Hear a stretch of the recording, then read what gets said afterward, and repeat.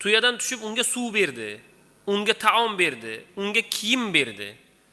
Kiyim berganidan keyin u musofir yigit boyni bir urdida yiqitib, tuyasini minib yo'lini davom ettirayotgan edi. Boy o'rnidan turib, "To'xta birodar. Menga bu narsalar kerak emas, lekin senga bitta aytadigan gapim bor."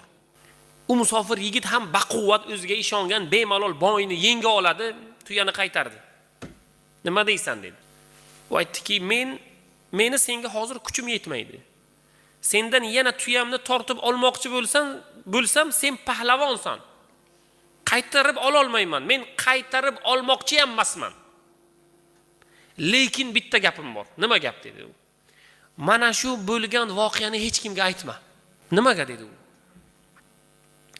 Bu voqeani bilgan odamlar undan keyin bir-birlariga yordam bermay qo'yadi.